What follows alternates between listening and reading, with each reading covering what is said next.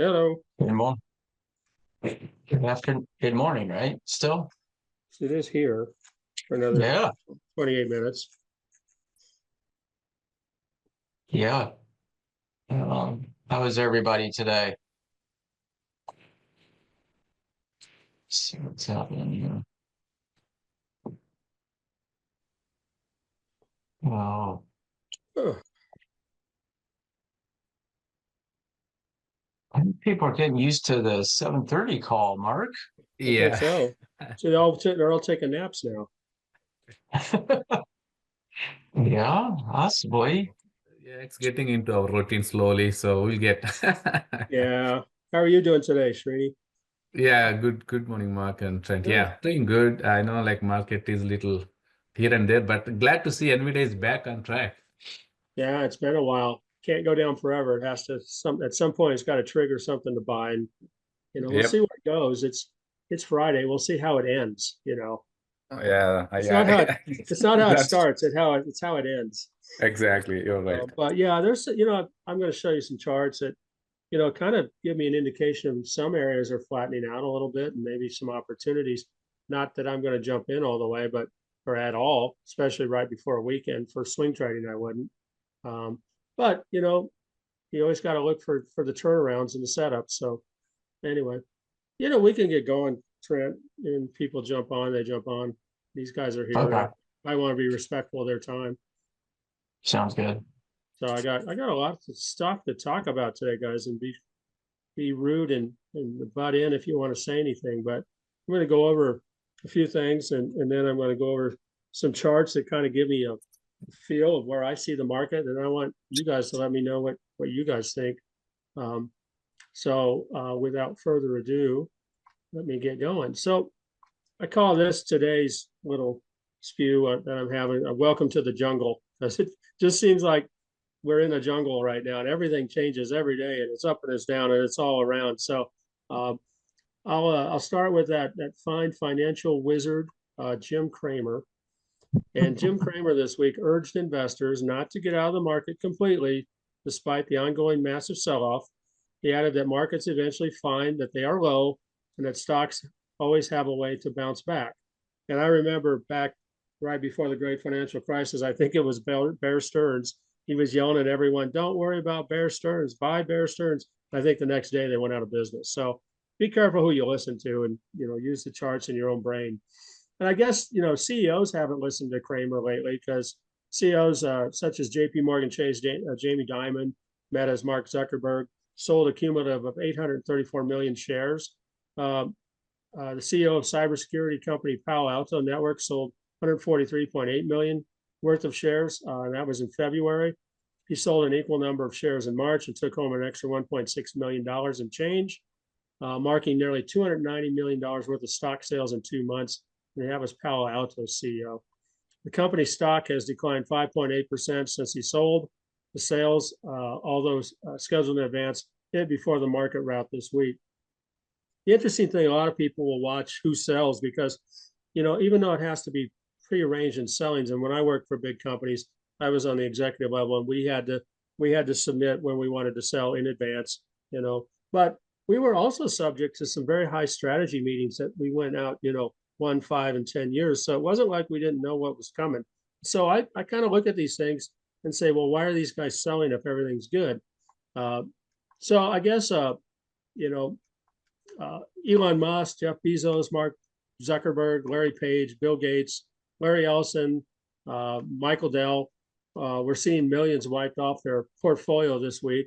And meanwhile, Warren Buffett didn't listen to Cramer either. He's sitting on 334 billion in cash, untouched by this stock market collapse. So Warren has spent the past 9 quarters selling stocks instead of buying, including massive exits from Apple, Bank of America, and Citigroup. Uh, he was clearly one step ahead again. So while investors were still riding the highs of the Trump-driven market rally, he was cashing out. Apple just topped. Wall Street was setting records, and everyone thought the stocks would keep climbing, but Warren wasn't convinced. He's been in this game long enough to know when to bet big and when to hold back. So while other investors are scrambling for cover, Warren's sitting back and waiting for better opportunities. he said, there's simply no telling how far stocks can fall in a short period. And he wrote this in the 2017 letter to shareholders. But should a major decline occur, he continued, heed those lines. And then he quoted Rupert Kimling's from 1895. He says, if you can keep your head when all about you are losing theirs, if you can wait and not be tired by waiting, if you can think and not make thoughts your aim, if you can trust yourself when all men doubt you, yours is the earth and everything that's in it. So I think that's what his strategy's been, and he's done pretty well, especially in this particular market decline we're going through. And another thing I was remember a couple of weeks ago, Buffett reported, when he gave out his annual earnings, Berkshire sold out of all the S&P 500 ETFs. At the end of the third quarter in 2024, Buffett owned the Vanguard S&P 500 ETF, the VLO, and he also owned the Spider S&P, the SPY. Both exchange-traded funds, they do the exact same thing. They track the performance of the S&P index. And at the end of Q4, both of those positions have been sold down to zero, okay? And then you see what's happening now. The S&P's rapid 10% decline from a record high into correction territory has wiped out trillions of dollars in the market value, and he was out, okay? The market value of the S&P as of its February 19th peak was 52.06 trillion, according to FactSet. Thursday's decline yesterday put the index market value down to 46.78 trillion. That makes for a total loss of about 5.28 trillion in 3 weeks, and Buffett missed out on that by getting out of his S&P.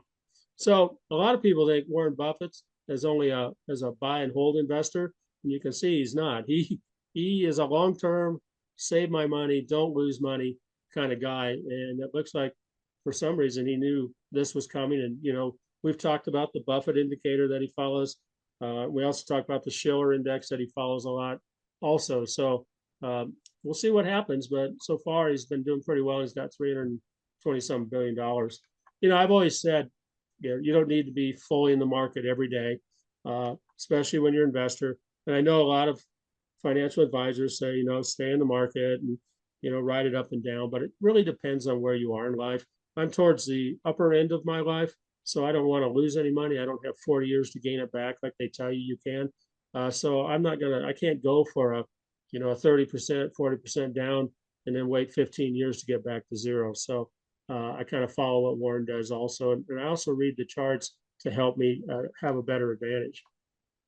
So other excitement that we had, as of yesterday, we were going to have a government shutdown, okay? Wednesday, Chuck Schumer announced that most Democrats in the Senate will not support the CR bill that the House sent over, all but ensuring a government shutdown tonight, at midnight. Then last night, Chuck Schumer indicated that he would grudgingly vote to advance a Republican bill that would avoid a government shutdown ahead of tomorrow night's deadline. He said a shutdown would only empower President Trump, Elon Musk, and Doge. So I think what we're seeing today, from my opinion, is a little bit of a relief that isn't going to get shut down, and we're seeing the markets kind of expand a little bit, at least on that report. And on top of that, we had some other reports. The PPI and CPI data came out this week, and they signaled easing price pressures in February, and that gives the Fed more room to cut rates. And that kind of boosts the appeal of non-yielding gold. So you can see gold has gone up. Further supporting the metal are strong ETF demand in gold and a sustained central bank buying, with China extending its purchases for a fourth consecutive month. Gold touched $3,000 an ounce milestone just today. And Trent and I were talking about it yesterday, and about gold and the price of gold. And if you look at what's happened, China and Japan especially have been selling U.S. treasuries, taking those dollars that they have, and they're buying up gold. At least China has been buying up a lot of gold with the dollar. So they're transferring the store of value from their dollars into gold. And that's also helping, with the supply and the demand. So we'll see where it goes. And I'll look at a few charts later on gold and some other areas that you might be interested in.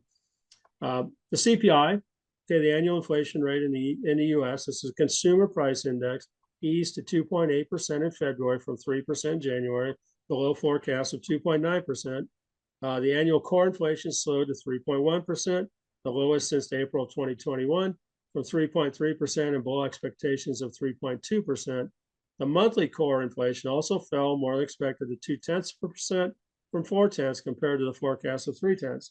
So both the CPI and the PPI made me look like a fool because I thought they were going to go up just by looking at the manufacturing reports. So again, these reports are all over the place, just trying to infer what the answer is and the solution by looking at them all sometimes makes you wrong, but we'll see what happens. It's only one report, and one report doesn't make a trend.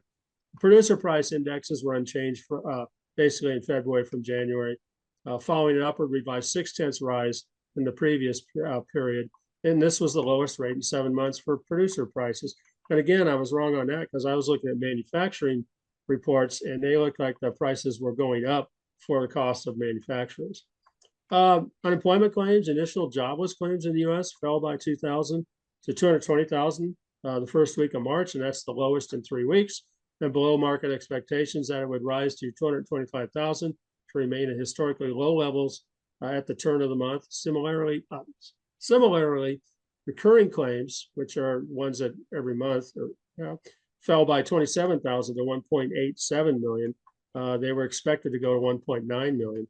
The unemployment claims filed by the federal government under their program, it's called, since these layoffs from DOGE, fell by 54 to only 1,580, but that's above historical averages. But we'll see what happens as time goes on there. I think a lot of the people who were laid off had buyouts and or severances and haven't really gone through the process yet. Mortgage rates, average 30-year mortgage rates, backed by Freddie Mac, rebounded to 6.65%, and that breaks a 7-week streak of easing and rising from the lowest level seen since early December. Despite volatility in the markets, the 30-year fixed mortgage rate remained essentially flat from last week. Purchase applications were up 5% as compared to a year ago. So again, you're starting to look at these reports. They're not as bad as they were anticipated to be. We still have tariffs. We still have wars that are warning the market. And we had an overvalued market. But I think the biggest thing that we're looking at is federal government spending. And you're seeing this talked about through DOGE and everything that's going on. The Treasury Department just reported in February that the U.S. government spent $603 billion, a 6% increase from the $567 billion a year ago, while it collected just $296 billion in our tax revenues. This resulted in a $307 billion budget deficit for the month, which means that all tax revenues collected by the U.S. government in February were less than the deficit. So said otherwise, the U.S. spent more than twice what it collected in February. So which in turn means this February's deficit was just shy of the highest on record, and only the post-COVID shock of 2021 was greater. This pushed the cumulative total for 2025, remember we started in September, to 1.147 trillion, covering 38% of all U.S. spending in fiscal 2025. In February, gross interest on the federal debt hit a record 1.177 trillion in the past 12 months, thanks to another 86 billion in interest spending. So again, when you think about DOGE and what they're trying to do, they're looking at the federal budget, they're looking at our expenditures, they're looking at what comes in, just like all of us do, regular people. And if you bring in less than you're spending, at some point the party comes to an end. The difference between that and the U.S. is we have the ability to print money and create money through bonds and other forms of out there to help. But again, when they do that, your dollar value goes down, so your purchasing power goes down, and then we see inflation go up. So it's a double whammy against us. So it's for the best that we do cut spending and we get this budget and this deficit under control. The other aspect is tariffs and trade deficits. Okay, and it's very confusing. You got different people out there telling you what it is, but America's trade deficit with the European Union, and this just came out this week, ballooned to over 215 billion last year as U.S. exports decreased and imports from Europe increased. According to data published by Eurostat, the United States exported $363.6 billion worth of goods to the European Union in 2024, while the European Union exported $580 billion to the United States. And that creates a trade imbalance of $216.2 billion. So when they're talking about tariffs back and forth, and the same with Canada, they're sending more to us than we're sending to them. So these tariffs that are reciprocal are actually unless you have the numbers, are not in favor of those who are against the United States on this, no matter what side you're on. That's just the fact. President Trump has long been critical of the European Union's trade relationship with the U.S., arguing that the bloc imposes heavy tariffs and non-tariff trade barriers to prevent U.S. goods from their market, while at the same time relying on America to underwrite their defense. A review last year from the Dutch banking giant ING found Trump has a point regarding tariffs on cars, agriculture, and food from the EU, noting, for example, that while the U.S. charged around 2.5% on European car imports, American car exports to the EU are slapped with a 10% tariff by Brussels. So again, it's going to be this continuing argument. I think it's a play. Trump is a negotiator. He's going to negotiate. I don't think that Canada, with 40 million people, and the U.S. at 360 million, or Mexico are going to win this war. I don't think Europe's going to win this war. I think Trump is going to hang out, and he's going to hang in there because he's got the numbers on his side from what I can see. But what do I know? I'm just a regular guy sitting out here in the Midwest. There are some positive effects of the tariffs for the United States. Okay, and that's what Trump is working at. When it comes to bringing factories back because they don't want to pay this 25% tariff by bringing it in, making it another country, Mexico, Canada, Asia. Merck announced this week the opening of a new $1 billion, 225,000 square foot facility dedicated to vaccine manufacturing in its Durham, North Carolina site.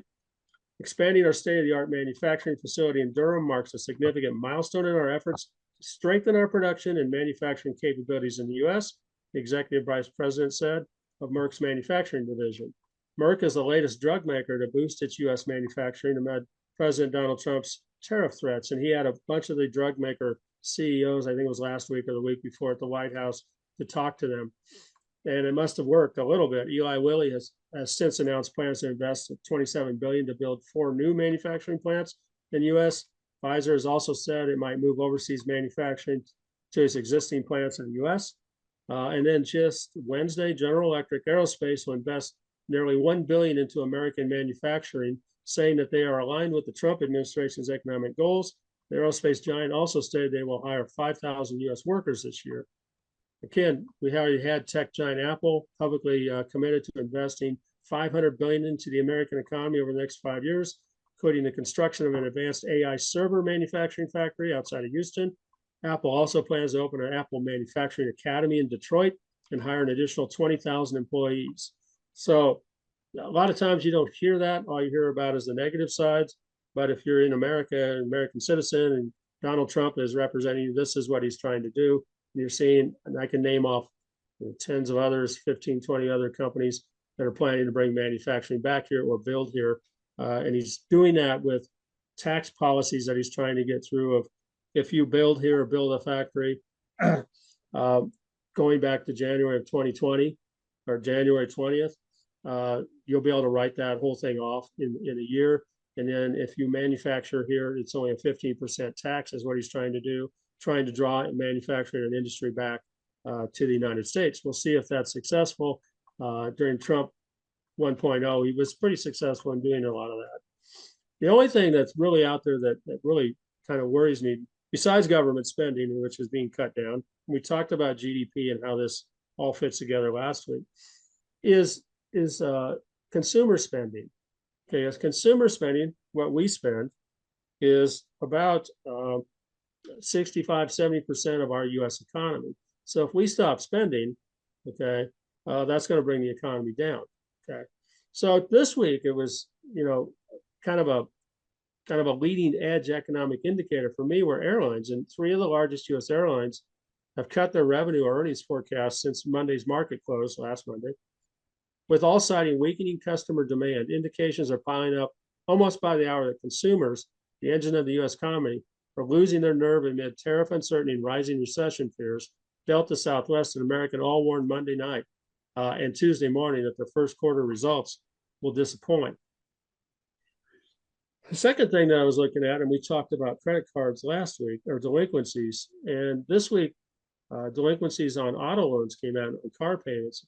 And Americans are missing their car payments at the highest rate in more than 30 years, data shows. According to Fitch Ratings, 6.56% of subprime auto borrowers are at least 60 days past due on their loans in January, the most since the agency began collecting the data in 1994. Findings highlight the financial strain many Americans are feeling as rising costs and high interest rates make it harder to keep up with their bills. A recent report from the Federal Reserve of New York also found more borrowers are falling behind on their car payments. In the fourth quarter of 2024, the share of auto loans among all borrowers that transit into serious delinquency, which is 90 days past due or more, rose to 3%, and that's the highest level since 2010, which is right after the financial crisis. So again, there's things in the economy that we've been watching reports over the last year or two and digging into those reports and saying some of these reports are a little bit hinky, but if the consumer starts to go down, we're going to have some issues. We already looked at housing last week and the effect of housing slowdown in the U.S. and certain parts of the country. So again, last week we talked about record high credit cards and delinquencies, and now I want to kind of move on to the markets. So this week was really interesting in the markets, and we'll look at the charts. I mean, we've been just channeling down in the major indices for quite some time now, since February. But one thing I noticed is, what happened to buy the dip? It's always been buy the dip on these downs, and we haven't really seen that in this particular downturn. Since February, the markets have not been cooperating with the buy the dip traders who set the tone on Wall Street for the better part of 2 decades. For the last 2 decades, buy the dip. In their place are growing calls to lock in profits and sit on the sidelines, which I've been doing, and a lot of you have been doing also. You've been telling us that. Buying the dip now, this is kind of a cool phrase from this guy, is like buying discounted tickets to a show without knowing who's performing, say Dave Mazza, Chief Executive Officer of Roundhill Investments. Unlike the recent path when buying every dip was reliable, the heightened uncertainty of tariffs, the economy, and trade policy means investors could end up with either a blockbuster or a flop. So even with rising doubts about whether valuations had run up too far, the rally had supported a buy the dip mentality. Last year until late July, the S&P went 356 days without logging a 2% decline. That's the longest such winning streak since the global financial crisis, according to Bloomberg. Despite some attempts to snap up discounted stocks, like Wednesday's 0.5% increase in the index after 2 down days, the S&P hasn't notched 2 consecutive gains since its February peak, which is amazing. Okay, considering where we were 356 days where it didn't go down 2%. Market watchers say they don't see some of the signs that generally indicate a meaningful rebound rally is in the works. This includes what's known as capitulation, and we've talked about capitulation on this channel before, or an across-the-board sell-off that shows sentiment has gotten far too negative and is poised to reverse. And in fact, data from Bank of America shows that clients bought stocks for a 6th straight week through last week. Okay, so they're still buying, is what Bank of America says. So what is capitulation? Capitulation is not just a dip or correction, which is I think what we're seeing right now. It's a moment of extreme fear and surrender, and recognizing it can be the key to both protecting your portfolio, potentially seizing opportunities coming up. So what exactly is market capitulation? Simply put, it's a point where investors are overwhelmed by fear and panic, abandon all hope, and sell their holdings en masse. It's a moment of surrender where the primary goal is to cut losses regardless of price. Capitulation is deeply rooted in psychology. It's driven by a combination of fear, uncertainty, and a herd mentality. When markets decline sharply, investors experience emotional pain, and the longer the decline persists, the greater the pain becomes. So we're probably feeling that a little bit in our portfolios right now. We're looking at it, we're going, the last month and a half hasn't been all that great. But is it capitulation? But we're feeling the emotional pain. Eventually, that fear of further losses becomes so intense that investors can no longer bear it, leading to a wave of indiscriminate selling. This is when capitulation occurs. So how do you know when capitulation is starting? Well, there's several telltale signs. You have sharp, rapid price declines. Capitulation is characterized by dramatic drops in stock prices, often accompanied by high trading volumes. We have extreme volatility. Market swings become wild and unpredictable. We have widespread fear and panic. News headlines are filled with doom and gloom. Investor sentiment reaches new low. And I think sentiment came out today and was pretty low. And our news headlines haven't been all that happy lately either. We have high trading volume. Surge in selling volume indicates a rush to the exit. Throwing in the towel sentiment. Investors sell everything, regardless of quality, just to stop the bleeding. Triggers can range from sudden economic shocks, like the financial crisis or a pandemic, to geopolitical events or unexpected earnings disappointments. Right now we have wars going on, Hamas, we've got Ukraine, we've got the tariff situation, and those are just triggers that have put us kind of in, I think, the catalyst of why we're heading down a little bit right now. So a vivid example of market capitulation occurred during the great financial crisis. As the housing bubble burst, the financial institutions began to collapse, fear gripped the markets. So by the fall of 2008, the situation had become dire. In October of that year, we witnessed a period of intense capitulation. The Dow Jones Industrial Average experienced some of its most dramatic single-day declines in history. Investors, seeing their life savings evaporate, sold off their holdings in a frenzy. And I was working in the industry back in those days, and that was a horrible time. And I saw people who were extended on margin get wiped out of everything they had, including their property. Trading's volume surged to unprecedented levels. New broadcasts were filled with images of panicked traders and worried investors. This was a classic capitulation moment. The sheer speed and severity of the declines, coupled with the overwhelming sense of fear, demonstrated a complete surrender by market participants. This was a period marked by throwing the towel sentiment. People were selling anything and everything just to get out. It didn't matter if it was a blue chip stock or a tech company. The only goal was to liquidate and avoid further losses.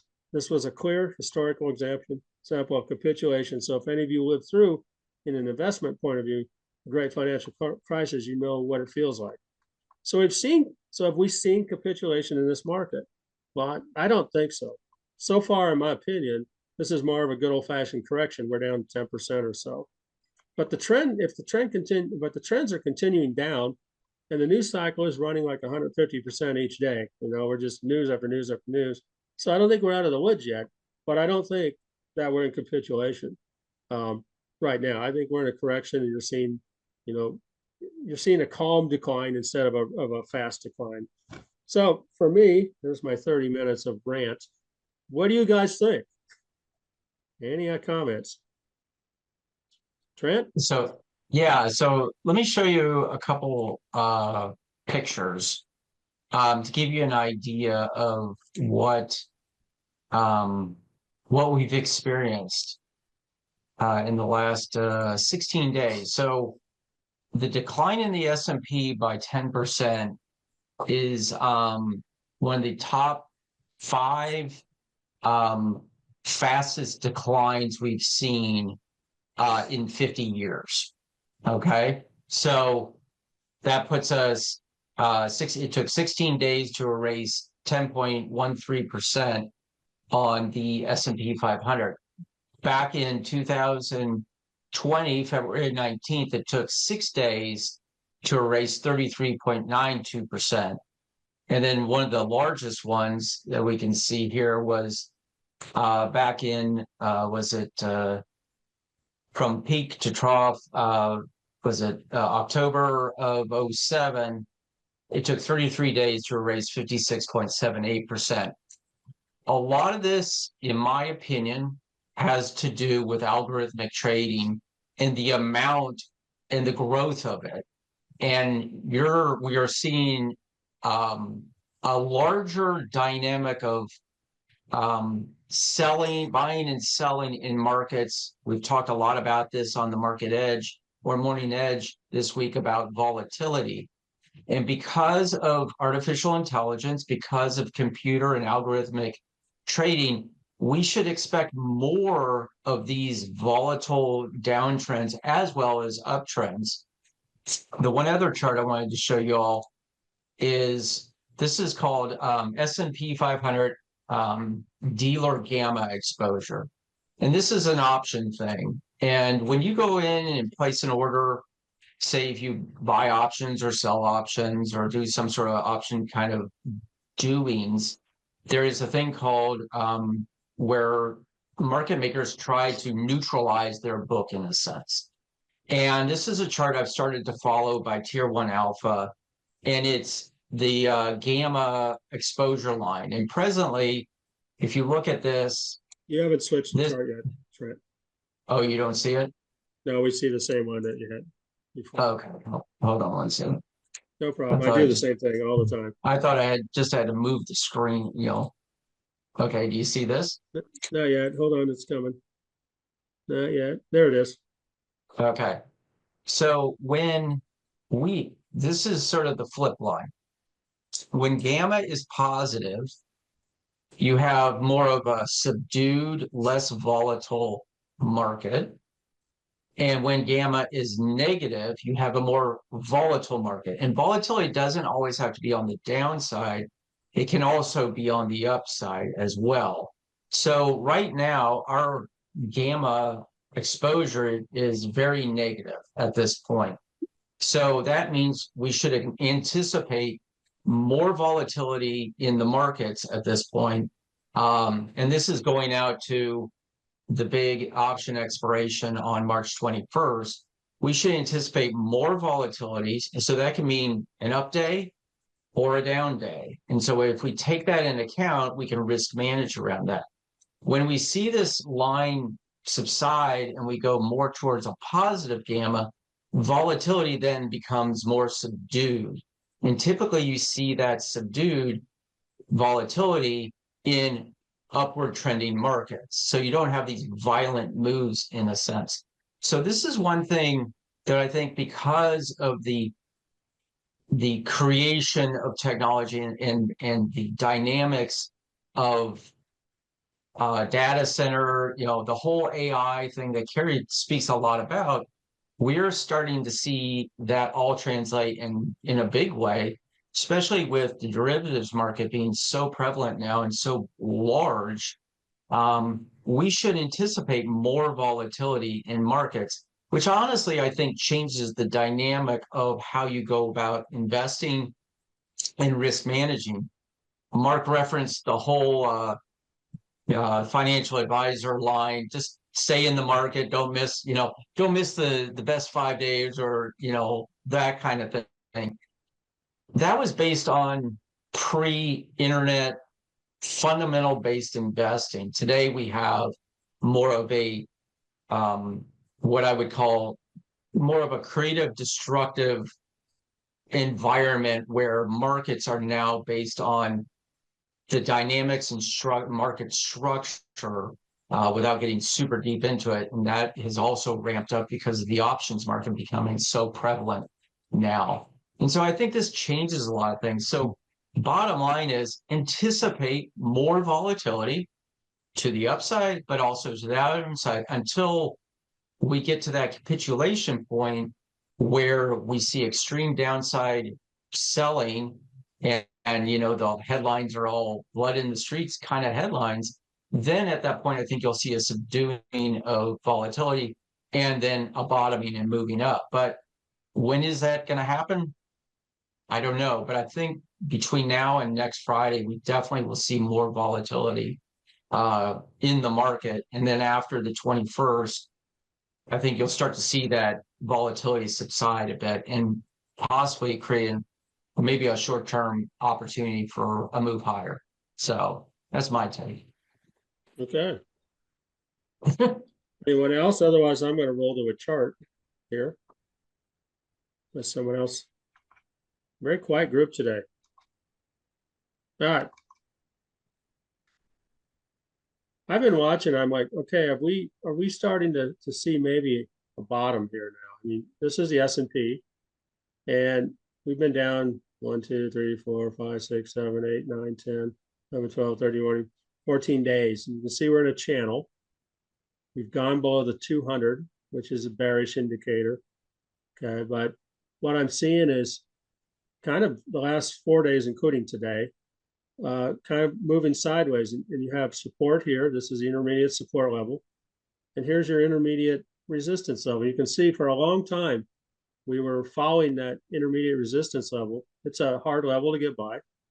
And so is the intermediate support level. So we've come all the way down to the intermediate support level, and we're starting to see sideways.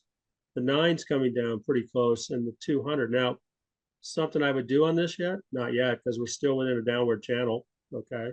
I would have to see my trading guidelines if I was to get back, which would be my investment guidelines into an SPY of seeing price action above, the 9, the 200 and heading the other way with the oscillators looking better.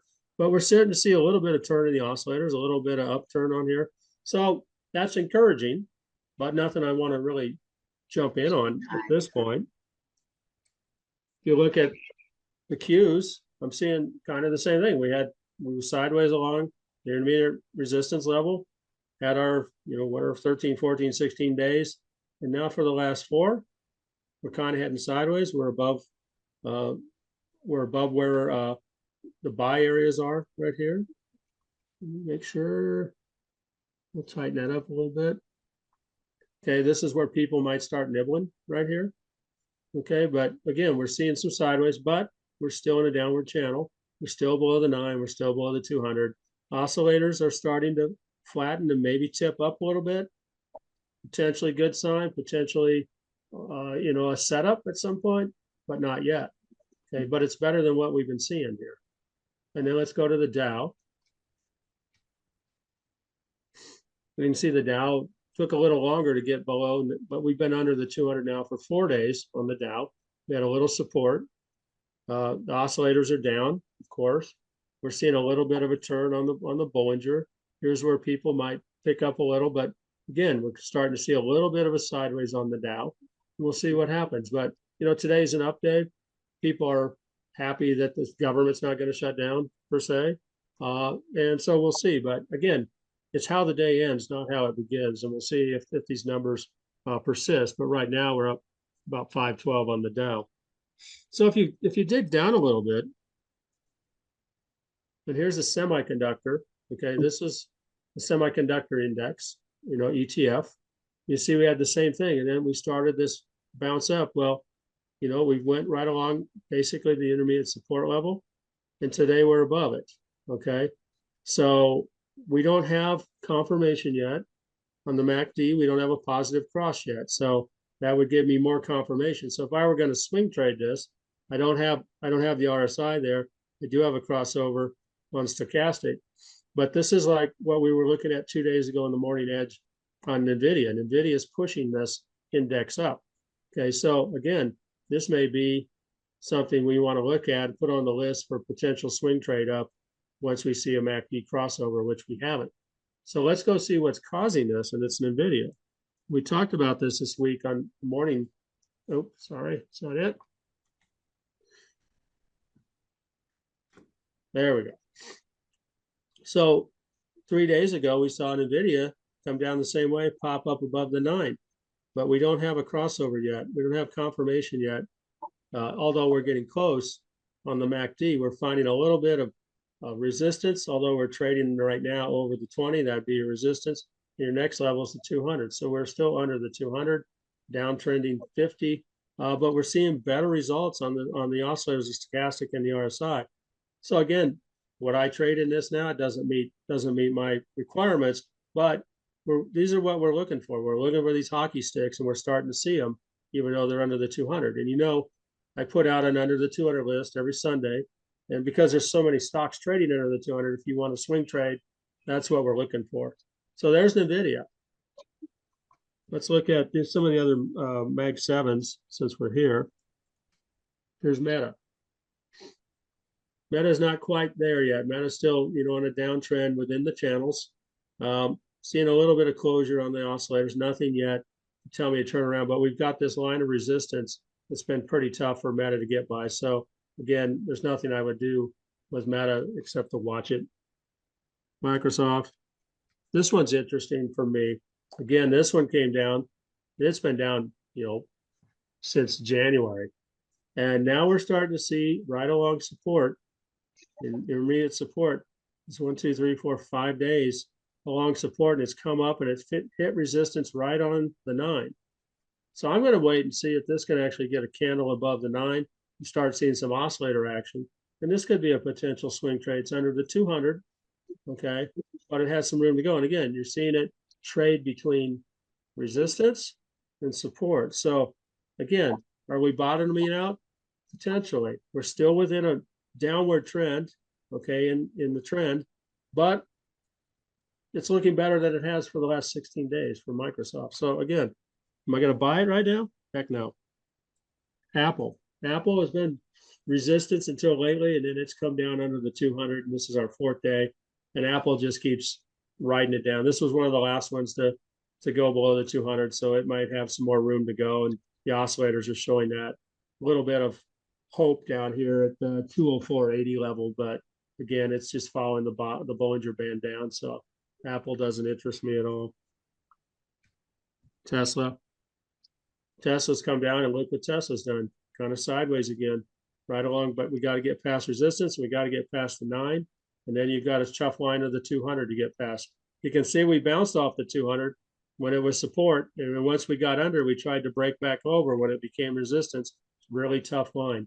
So these lines mean things, and these lines, these 200s are instrumental in the 50, and a lot of the algorithms that traders use and the big companies use. So that's why you see so much support and resistance around those. I do like the fact we're seeing a little bit of a turn up here, but nothing on the MACD on Tesla yet. But another one I'll be watching. Starting to see a little bit, of maybe a turn on some of these. Google's looking the same. Came down, actually hit this resistance support level and has gone sideways, just like we're seeing in some of the other indices. We're still below the 9, still below the 200. Don't have support in the oscillators yet, but it's not going down as much as it was, even though it's in the channel. We're seeing some sideways, just like we saw here. But you can see what happens. Even when you're sideways, we can still go down. So again, nothing's telling me to confirm that this is a turnaround yet. But it's looking better than it did. And then Amazon, same thing. It came down, fought the 200 for a little bit on the support side, got below it, and we just can't get above it now. Now it's just resistance, and we'll see what happens. But the 9's coming down. We're seeing compressing oscillators. Here's where some people might be tagging in and trying to buy some, but it's right on the Bollinger Band. Okay, so again, we'll see. I'm going to watch these things, but potentially if these start turning around, these Mag 7s, you're going to start seeing the S&P and the Qs turn around because they're so large in those indexes. We'll change course here a little bit. I'm just going to keep going unless you guys have questions. No, thanks. Thanks for let's see. Thanks for I'm learning Okay, good. how to read charts, and so I'm fine with this. You're Perfect. teaching me. Okay, ask questions if you have them. Now, Okay. Bitcoin. Hey, Mark. Yeah, go ahead. What are the short interests in all of those positions that you were showing? Short interests are going to affect the price and how it's traded on any given day, especially Tesla. I don't really look at that. I'm just a technical trader. I look at the charts. I don't look at. That's part of technical, Mark, is the knowing what's going on in the marketplace. As Trent brought in about the options and what have you, the short interests are also tied into that information. Okay. Tesla seems to be holding a very large short position. It's also political. If you go back and look at the short positions over the past 3 years on Tesla, you'll see that there was an organized attempt to drive the price down. Absolutely. That has to be taken into your analysis here. The short term, looking at 3 days is one thing, but what's the longer term and how is that going to affect your short term? Well, I guess, everyone has their own trading plan, and which is why, I don't force anyone to use mine. I have mine and what I do, and I like what you're talking about, short interest. My plan has worked for me. I don't look at it per se, the short interest. It doesn't mean that you shouldn't look at the short interest. Okay. For me, I look at moving averages, I look at oscillators, I look at basically Bollinger Bands, and resistance and support. And off that, that's how I trade. And it doesn't mean everyone else has to trade. But yeah, you're right. Short interest on stocks. But what happens if Tesla starts popping up? It gets above the 200, starts rolling, and all the logarithms start kicking in and start buying again. The shorts will have to sell out, right? Yeah, and is that a strategy by the street to squeeze on the shorts that are generally going to be the day traders and what have you? That are putting up their put options to protect their downside? Yep. Isn't that how they Um, raise liquidity for themselves? Yeah. What you're saying is not untrue. Yeah, I think it's, that's one thing when you see an enormous amount of short interest, it's like, you think about it, that's like trying to push a spring down. You get some sort of another variable that comes in that creates a positive element. It creates I have to cover that. And you saw that with GameStop, you saw that with AMC back, what was that, 102 period of time, I think it was. It was during the pandemic, I thought. Yeah, and so what they were doing was they were forcing the market maker market to readjust their hedging or exposure, and that was creating this push higher, and that annihilated, was it Melvin Capital, Yeah. who was a majorly short on GameStop, and they were forced then to start selling or start buying their short position back to cover. And eventually, I think it put them out of business. But I think that's, when you bring that other variable in, I think it's it's part of that toolbox that you have, is looking at what is the short interest or other elements that can also, you can add to your toolbox here. So, yeah, it's, I think sometimes short interest is is more looked at as it's going to go down element. It's more, I think if you take another approach to it and say, if the market's very largely short a position, then it's very crowded in a short position, or it can be a contrarian indicator that the stock could potentially go higher. But I think it has a lot to do with the company in particular. And I think everyone should, find what makes sense to them. I mean, the one thing that I try to do with my system, and it's for me and no one else, I try to keep it as simple as possible, because look at all these indicators you have to choose from. And if you put every indicator up, you would never, ever make a trade, ever. Because look, I mean, so over my years, I've toned my trading plan into what it is. And I'm not saying it's right or wrong or good or bad, but I've had success with it.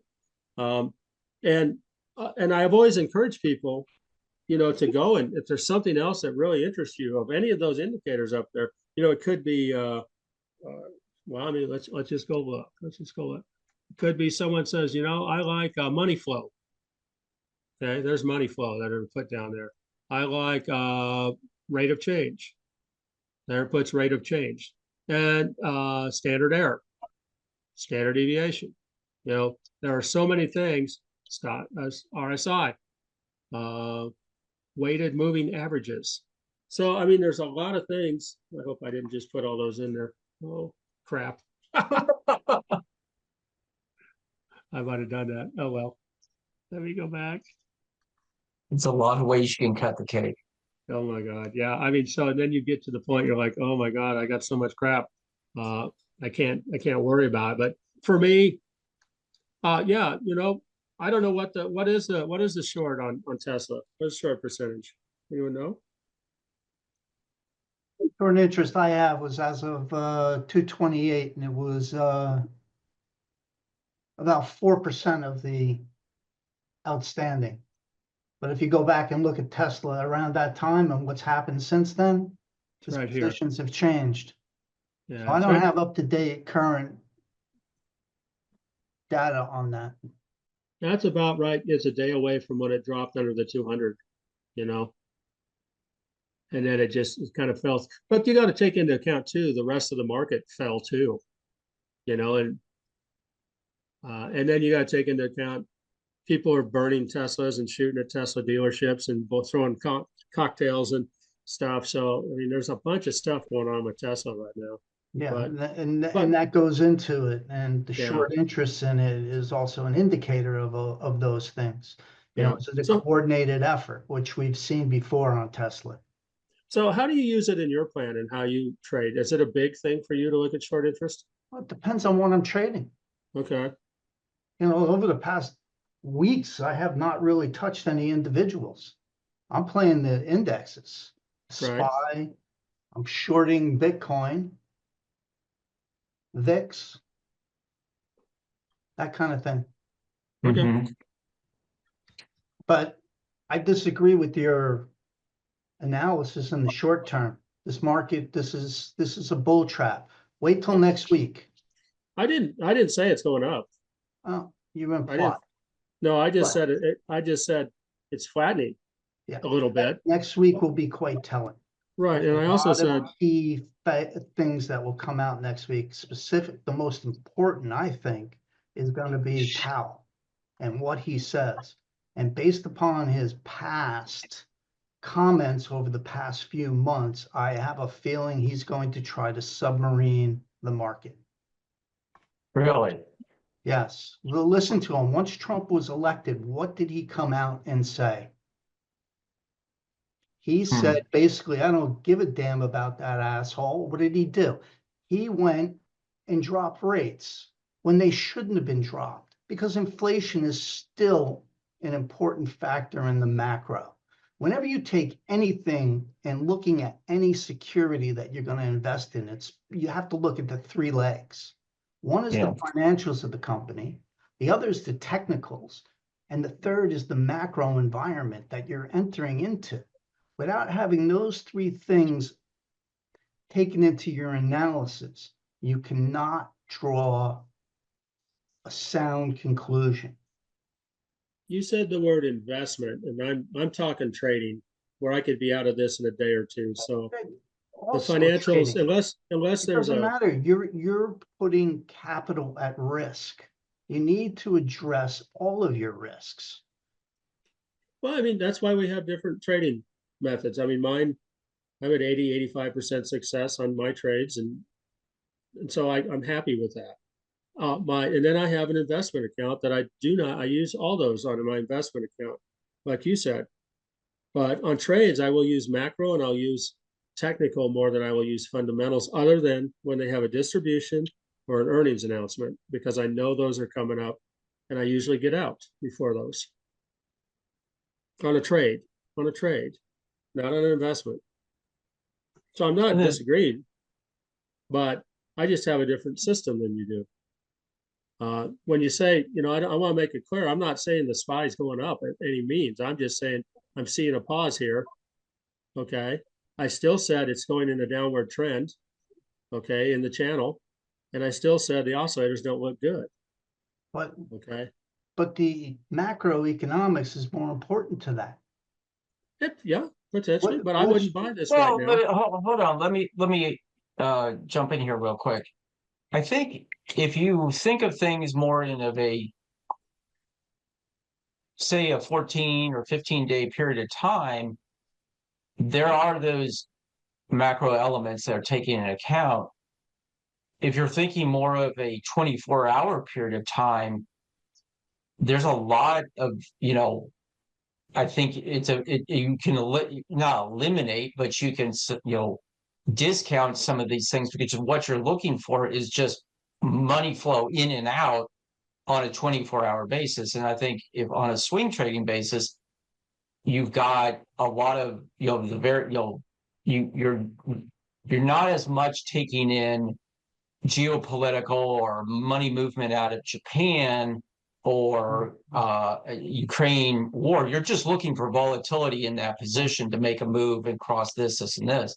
But I do think if you're thinking out more of beyond 15 days or intermediate trade, period of time, those other macro events, those headline news, I mean, shit, headline news has been one of the biggest factors in the movement of these markets, because everybody is positioning, in a much more dynamic way now. But I think if I've been told right by people I know who've traded, they just care about what the movement of the stock is from market open to market close. And I think that, like Mark is saying, you got to have your own strategy. And I look at it similar to the more 15 to intermediate trend or term period of where is the money flow going and where is it coming from? I think, honestly, today's run up will, we could see a massive selling by the end of the day, or we could just see nothing. But when you get into next week, I think the dynamics of derivatives in this market are going to create an incredible amount of volatility as we close in on Friday. So it's a different way of approaching it. Yeah, but one way or Right. another, you have to know the macros to anticipate what's coming next. Well, let me That's clear up. Powell speaking. I don't Also disagree. the I mean, Japanese yen. that's why I Yeah, go over no, that's why I go over the macros on in this meeting, because it And does make a those are difference. domestic macros, Mark. I'm talking international macros also. Because well, we hit if upon you that this notice week. what has happened with the market, why did the S&P start tanking? Where did the money go? That tells you what's going on at a different level. Where did the money go? It went into Japan.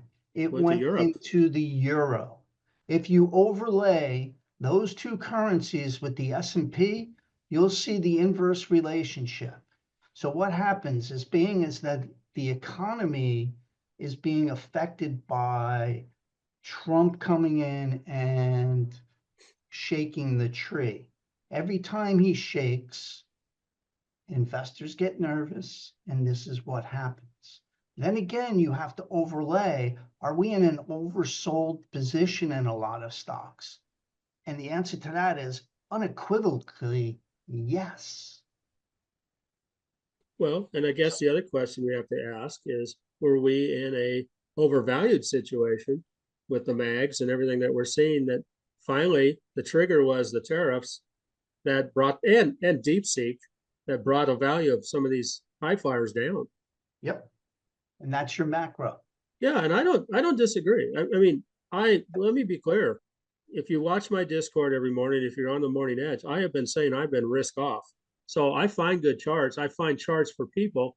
I don't necessarily buy into these charts right now because of macro, because I would rather ride the trend up than ride the trend down. One way or another, the trend is your friend. If you can Absolutely. identify the trend, you can Absolutely. go either way. And that's what I'm saying. The trend is still down here in SPY, but there are levels, and here it flattened out here too, for 3 days, and continued down.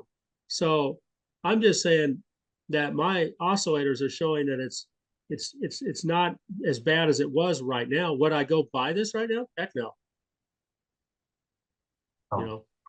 None of this right now. Going And to so, what Trent was saying, if you go into that details a little bit further, you'll find where the puts are being put in that, or taken out, excuse me. And at that gives you an idea of where the SPY will go, and does it bounce and break that resistance?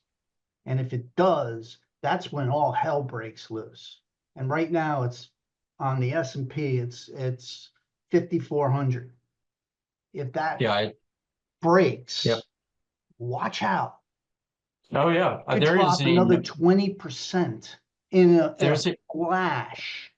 Last week there was a enormous put purchase at 3,800 on the April 17 SPY, or SPX, I think it was, or SPY puts. They've been buying puts left over right, all the institutions over the past couple of days. I mean, millions and millions have been going into these puts. Well, was it Tuesday or Monday or Tuesday was one of the largest put buying frenzies in history. Yeah. So here's the other question I have for you is, you have all of this put buying. Does that potentially have a contrarian effect on the market? Absolutely. So we could. This is the institutions. What are the institutions doing? They're protecting their book. Oh yeah. So what are they doing? They're setting a floor limit. So they sell it, they grab their premiums, right? Or they buy it to cover themselves if the market goes down. Depending on what they're doing, how they're doing it, what happens in the market. You also have to look at the dark pools that come in. They're coming in during the day, but they're not being reported till the end of the day. That's why you see a lot of spikes at the close. That's your dark Mhm. horse being reported. And that's an indicator Yeah. of what's been going on during the day. And then you have to take a step back and say, what happened? Why did this happen? Right. What are they doing? Are they protecting their position, or are they creating a position for them to profit? 9 times out of 10, it's creating a position for them to profit. They're putting out a false sense that the market is consolidating when in fact it's not. And then Yeah. your bounces I mean- are going to tell you what happened. And the overnights, you can get destroyed sitting on a position. Well, that's why you look at future contracts and how they trade 24/5 or 24/5. Overnight, you can get your face ripped off while you sleep because the market moves around so much, or could move based on any news element. Yeah. Why do you think they're trying? There's elements out there trying to push 24-hour trading. Oh yeah, Equity. that's the scary part of that That's to me beyond is scary. What they're doing is Yeah. they want to force everybody out of the marketplace. They don't want us in here playing in their sandbox. And that's their Yeah. attempt to do it. Because at 4 or 5 o'clock, you're going to go have your dinner. You're going to come back and you're going to get your face ripped off constantly. Yeah. You're going to lose money and you say, oh, I don't want to invest with them. And then you're going to have to go to the Fidelities and everybody else out there and say, please manage my money. Well, Yeah, That's I what mean they that's a want. very good the point. market in the financial system in the US has never been for the retail investor. It's to take away your money. Pure Yeah. and simple. I Yeah, don't and care it's if you getting trade it worse and an hour worse. a day or 24 hours a day. That's their goal. Yeah. Anyway, I got another call I got to run to, guys, but I All want right. to interject. Well, Watch you at come. 4 o'clock what happens. That's going to be an indicator. Absolutely. Yeah, And if you're Thanks going for to your go stay input. long over the weekend, be careful. You I'm can not get going. burned. Yeah. But next I don't week is go- going to be a shit show. Yeah. Be Yeah. prepared. Are you gonna? Well, have a good weekend. Appreciate your comments. Hey, no worries, guys. You Yeah. Have a good one. thanks for allowing me to vent my No. Everything's my good. concerns. That's what we're here for, is to learn. Well, hopefully it helps. It does. All right, Yeah, guys. Have a good weekend, Thanks. all right? All right. You See too. you. Okay. I think that's a good point, is that this is about learning. This is about becoming smarter than you were yesterday. And, I think anybody who has an idea or a point of view, let's hear it, That's what this is Yes. all about. So, And I'm very risk averse, even in my trading. And I don't like, if I do trade, even during the good times when we're going up, I would only want to have 2 to 3 positions in my trading account because I go do other things. That's why I became a swing trader. But I have an investment Mhm. account, and I have an account for money management. So treasury bills and other things, money markets. And I'm really risk off right now. I have my investments, my long-term investments, and I'm watching. But for trading, which is why Kerry wanted me to do this channel, I have a system, and it's not everyone's system, but it's one that works for me and one I understand. And so, um, when we have other people that want to say, you should consider this, that's fine. I mean, but I cannot put, 200 oscillators and things in my system without driving myself nuts. So this is what I look at, and the thing is, I'm not anticipating entering any of these markets. I'm just showing you, I'm seeing some sideways patterns here. Now I wouldn't buy yet because it's still in a downward trend, your trend's your friend. Just like this, here's Bitcoin. Okay. Now I own Bitcoin as a long-term investment. Okay, but it's been going down just like the market. We've had ups and downs, and it's crossed, it's having this fight along the 200. And I said, the 200 is, bullish, bearish below it. But it's been kind of neutral. It's been fighting itself to get back. And today, not only are we above the 200 in a trade, but we're above the 9. So for me, my line in the sand was 82,000. And now I have cost basis way lower than this. But with Bitcoin, you don't have to buy a full Bitcoin. You can buy $10 of it if you want, and build it up, as much as you want. And I put this line in the sand. Oops, cancel. Because I said, look what happened here. We were going flat on Bitcoin, and then the election came and shot up. And I'm looking at, okay, who bought and who lost, okay, where we are today. And the people who bought up here, if you're brand new, and this is your cost basis, they got a little shaken out. They're like, oh my gosh, we're going to lose all our money. Came down and hit the 200. So I'm just looking at, okay, this is going to even out a little bit now for me, because a lot of these people who are retail people probably got shaken out. Okay, so that's why I look at, now, can it go down? Absolutely. This is Bitcoin. Okay, but it's the 200 and it's still fighting the 200. It has not gone down to the degree that we saw in SPY, the Qs, or even the Dow right now. The Dow, they're all underneath the 200 still. This is still fighting back, and now it's over the 9. So again, I look at this differently. Bitcoin doesn't have a balance sheet. It doesn't have a board of directors. It doesn't have a CEO. It's like gold. Okay, it's digital gold, a digital store of money. And you should, if you're going to get into a Bitcoin or any kind of crypto, go study it and understand what it is. And I've been doing it since 2020, 2021, and I knew nothing about it. And all I've done is study it ever since. And that's why it's a longer term investment, but it is volatile. Okay. But I see, what's happening here. And this could, I mean, this trades 24/7. This weekends are always funky, for Bitcoin. If you don't trade Bitcoin, a lot of people trade MicroStrategy. Okay, MicroStrategy is a company that has all their treasuries they have 500,000 Bitcoin instead of treasury bills. You can see how MicroStrategy didn't even come down below the 200. This trades at a 2x kind of, if Bitcoin goes down, this goes down 2 times or 2 times up. You can see it's above the 9 right now on MicroStrategy. It never went down below the 200. Look what a nice level of support that's been for MicroStrategy. And if you don't want to get into one company, a lot of firms have gone into IBIT, which is the ETF.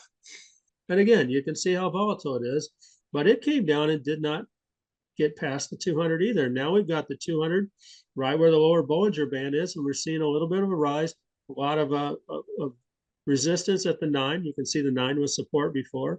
And so as a trader, you look at these things and say, if it gets across, my oscillators are good, it might give you a higher probability of success because you have some room to run up. You're going to have some resistance at the 20, have some at the 50, and then here at the intermediate resistance level.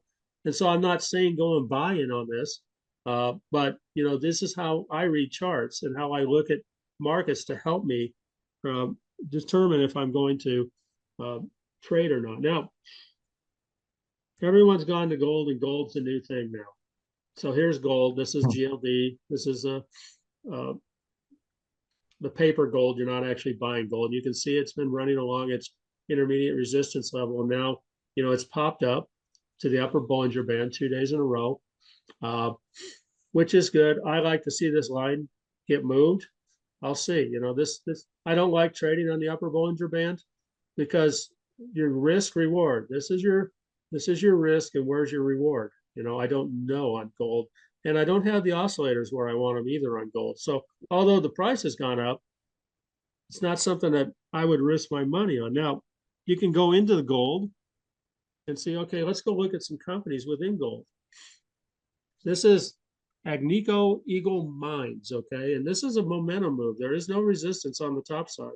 Now it could appear at any time. If you look at we have a chart, a watch list chart every Sunday of momentum stocks, and when that green line shows up, it usually stops. Okay, but here's a stock that's flying momentum. Again, I don't buy them. Trading out, you only trade 5% of the time outside of this upper Bollinger. But a lot of people like to trade that. But again, I don't see much strength in the oscillators here. But that's a gold play if you have to play one. What's another one? AGI. Same thing.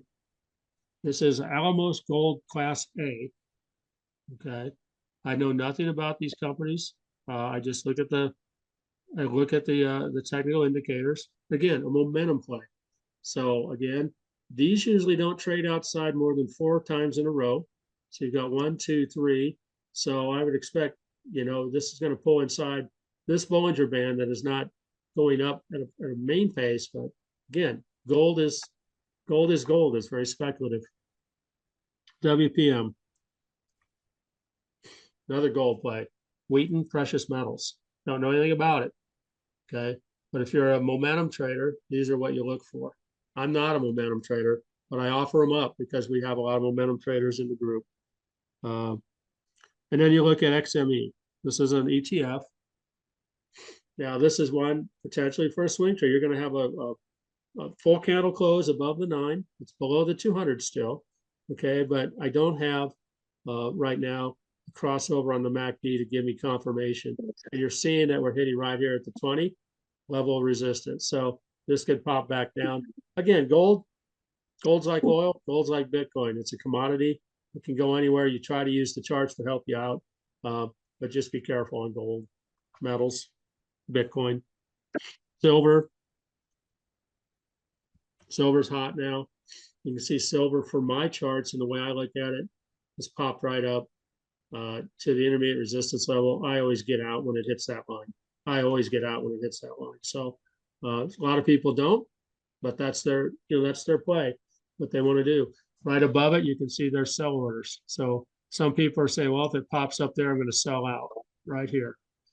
So silver, it's, to me, it looks like, my opinion, just from the charts, okay, looks like it's overbought a little bit for me. BRKB, Berkshire. Berkshire is one of my favorite. I own it long time, and I swing trade it. And so now you see a full candle above Berkshire. Okay, I want to come down here and look at the, I don't have a MACD crossover yet, even with this nice uptick up right to the Bollinger Band where it got stopped, which finds resistance. It likes to run the Bollinger Band once in a while. But I think this is an all-time high, 513. No, this must have been over here. 518, but close wise, here's our high, 513. So we're pretty close to a closing high here in Berkshire, but we'll see. Berkshire again, $327 billion in cash right now, waiting to buy something up if everything falls apart. So let's go look at some bottom. You see what's happening here. Again, this is the financial sector ETF, XLF. And you can see it's come back down, and then we're seeing sideways movement again. It's come back up right here or where you're finding sell orders. So again, we're hitting that resistance level. But if you go within this and you look at JPM, and I'm not saying these are buys, but these are potential setups at some point. You see a big long drop, came down to the 200, and really 200 has been holding. So yeah, one candle above, don't hit, you're still below the 9, your oscillators suck. But again, I'm starting to see this sideways pattern that we're seeing a little bit for 4 days. Like the gentleman said, this doesn't mean to buy, which I never said to, but it's different than this. Okay, it's this, and so what it's showing me is there's potential setups for trades if you're a trader and you have a plan going forward, but not right now. Goldman Sachs came down right on the 200 again. Looks like JP Morgan. Let's look at Morgan Stanley. Same thing. Would I buy this right now? Nope. And then let's look at Citi. Same thing. So I'm seeing, from one end to the other, and we're stopping. We're seeing the 9 come down here. These are the kind of things I like to watch, but these are not the kind of things I like to buy at present. XLE. This is very volatile. This is energy. Today we're above the 9. We're above intermediate support level. It's a big old long candle, found resistance at the 50. We go within the XLE, and we talked about ConocoPhillips earlier this week. Conoco got above the 9. You can see it flattened out, got above the 9, still up 2 days in a row. It's hit the 50 as resistance. Look at this. 50 has been a pretty good line of resistance for ConocoPhillips. Go back and look at trends. They help you out. FANG. And again, would I want to hold one of these in a trade over the weekend? Probably not. The war could get bigger or the war could go away. There's so many things that affect oil. But here's FANG. This is, look, the oscillators are starting to look better. Again, we're above the 9, finding resistance at the 20. Got sell orders up here at 156. We're currently at 150. It's $6 up to that. And where's the 9? 9's at 143. So we're $7 down. So there's your risk and here's your reward. You know, the way I look at it. And what else do we got? MPC. Again, in the energy field. This one's going to close like, looks like above the 9. Still, the oscillators aren't there for me. But these are the kind of things I look at because I see these patterns down, sideways, and then back up. But these aren't ready to go yet. But this is what I look for because there's more reward in something like this for me than there is for what we saw in gold without any restrictions up here. So, you know, gold, I would like to have found this one right here and just rode that up, made that money instead of riding it on the top. But again, it's a difference in how you want to trade. You know, if you're a momentum trader, that's how you trade, and there's nothing wrong with that. Let's look at some individual stocks. Dell came down sideways along its intermediate support level. Now it looks like it's going to close above the 9. It's got some sells right here. But again, we're starting to see sideways to maybe an upward pattern. We're starting to see oscillators starting to turn a little bit. Do you buy it right now? Not in my trading plan. I'm risk off. It's the weekend, I want to have an enjoyable weekend. Applied Materials looks like the Dell chart.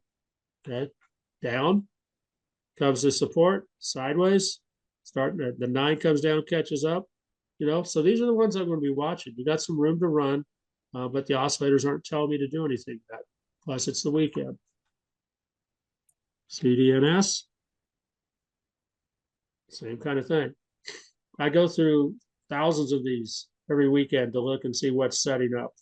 And like the gentleman before said, but even if I have a good setup and maybe I have good oscillators and good indicators, I may not get into it because, I don't like what's happening in the macro. That's why I go over the macro. And I don't have enough time to go over all of world macro. I just kind of do what affects us and the stock market here. ETN, Eaton, kind of bouncy, but it's above the 9, below the 200. Oscillators are a little bit positive. Again, we're having trouble here at the 20. So if I want to buy right at the 20, you're trying to want to buy down, at support. But again, I'm not buying this one. But you're seeing setups. IONQ, oops, hold on. IONQ. Okay. Same thing. Came down, hit the 200, back tested it, got above the 9. Kind of a nice pattern here. Okay, you got some room to roll a little bit. But again, oscillators aren't there yet. They're not getting confirmation. But we're starting to see things turn a little bit, okay, in some areas. We're just not all seeing this anymore. So doesn't mean go buy it. Why would you put your money up against it? I wouldn't. I was telling Trent, I've been watching this little company for a while, and it's same thing, got hit by earnings, and the earnings were 29 cents per share. It has really low volume. Came down, went sideways, then it came down and it hit its intermediate support level. And then today popped up, I was trying to, and you see the 9, see the oscillators. This little guy went from 7.84 to 10. Now where are we at? 10.33 today. And what happened here is it got lucky, and these guys are going to buy back 50 million shares of their stock or whatever. It's a little company, Great Lakes Dredge and Dock. But if you go back and go back a year on this chart, you can see there's room to the upside here. Should you go buy it? That's up to your trading plan. But this is what I was looking at yesterday. And I actually bought some at this level here at 779. I'll probably get out of it because I see this Bollinger come down, but I'll see what happens, see if it hits my stops. But anyway, I went through a whole boatload of stocks, guys. Hopefully it was interesting. No, I think the one thing to think about is you went through a bunch of charts and you start to recognize patterns. Mhm. And a lot of times what you're recognizing is behavior. And when Yeah. you start to study the behavior and you start to go through chart after chart after chart, after a while, you start to recognize setups. And I think that's part of all of this. I mean, I've been doing this, I've been doing it a long time. And so these things, the more you do it, the more you start going, oh, I've seen this before, you know, and it's not that everything's 100%. It's not, it's all probability, and you can lose that's why we have stops on the bottom side in case we want to lose. But I mean, I come up and I have a whole list of what I want to look at for the week, and I narrow them down. But, and then I provide them to you guys, and they're the best that I can see out there. Again, I don't look at everything. I don't look at short interest, and I don't look at half those 400 indicators that I showed you guys. I use, I use 4 moving averages. I use 3 oscillators, Bollinger Bands, and support and resistance. And that's how I do it. And you don't have to do it my way. It's whatever you feel calm and, collective about. Anyone else have anything? I'm so I'm losing my voice. This is the most I've talked, I think, for a long time. We have a little time left, Trent. You want to talk? I just so I approach it a little differently, but the foundation of what Mark does, I look at is the trend up or trend down, number one. I look at it from 2 different perspectives, 2 different time frames. A quarterly, so a 62-day period and a 15-day period. If a stock is trading above the 62 period moving average and it's moving higher and there's higher highs and higher lows day after day, then that's a bullish sign. If it's below the 62, then to me that is a continuation. If you see lower lows and lower highs, it's a continuation lower. And so I use that, and then I shrink it down to below 15 days, which is more of like a trader's point of view. It front runs the market, which is more of a 20-day period. So I look if a stock is above the intermediate trends, above 62, but below the trade line, then that's a cautionary point. But if it's above both those, to me, that's a bullish sign. And as long as I see day after day higher highs and higher lows, that's a continuation of that bull trend. And then reverse that, and that's your downside. And so I look at this market, I look at markets as not 2-dimensional, but 4-dimensional. How can I make money no matter what's going on? If markets are bullish, how do I make money? If markets are bearish, how do I make money?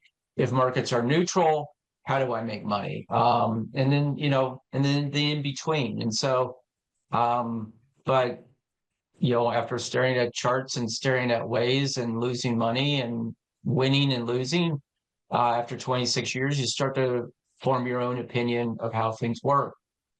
The great thing about it is a year ago, I had more knowledge about how market structure is being constructed with the derivatives market and how it affects us and how stocks move than I did a year ago. And so I look at the market a lot differently now than I did 12 months ago. And I think that's the beauty about all this is, Mark's point is when he was talking about how he does it, that has worked for him because he's built his system. I think for me, my system is pretty solid, but it's evolving because of curiosity, really. And I think that's everybody. What is your time frame? What are you trying to achieve? What are you willing to focus on, and what are you willing to spend time understanding? And I think the foundational starting point is just go look at charts and look for behavior and look for commonality between up cycles and down cycles and neutral cycles. And you start to recognize, you start to bring in things like volume, start bringing in things like oscillators, you start bringing in other macro sides of things. And so, bottom line is it's always a learning experience. And I would say you find a process, stick to the process. When I stick to my process, I make money. When I don't stick to my process, I lose a lot of money. And I've been successful on both sides. So basically it's just one of those things. I think that spending time each day, if you're really into it, just curiosity, ask questions. I think that one of the biggest things that has benefited me is this whole AI, ChatGPT, Grok, Claude thing. Is I'll middle of the day, a question will come up and I'll go, well, what does that mean? And I'll go in and type it in, and it gives me a really detailed answer, which expands my thinking on how things work. Mike, who was on earlier, started talking about the back in June, was it June or so, about the Japanese Kerry trade, and what's happening with Japan and their raising of rates, and their bond yields are going through the roof now, and how does that affect their economy, and where does that money go? And it makes you go, okay, is that exit out of Japan's bond market into the US Treasury market, is that what's happening? Is that the same with Germany into us? And well, how does that affect our markets? How does that affect liquidity and all that? It's a rabbit hole, but it's a rabbit hole I enjoy going down. So you'll find your own way. You just keep at it. You just never quit. So it's my take. Yep. That's all I got. I just want to run something by you guys. Have anybody bought anything on Amazon lately? I have not, no. Okay, I've been looking for a scanner because I'm looking for a truck, and I'm trying to find a scanner that will detect odometer fraud. So I've been trying to research this, and because in Florida it's a big deal, turning back the mileage. And they've got a thing on there. He's Rufus, and I was about 11 o'clock a week ago or so. I saw that, and I went and I typed in a question about a certain scanner. Will it detect odometer fraud or this or that? And it's IA. I mean, he just kicked out the answer in a matter of seconds, and I thought, wow. So I don't have to. Unless I really want to, I don't have to call a manufacturer for those things because it's telling me he's researched it for me. I thought that was pretty cool. It is. I've learned to put, like, I'm writing script in Google Sheets that I use Grok now, which is X or Twitter's AI machine. And what it pumps out in a matter of minutes or seconds is amazing. And then when it doesn't work, you go back in and say, here, I got this error, and it'll help you fix it. And it's amazing how it's automating things for us. And I think that's the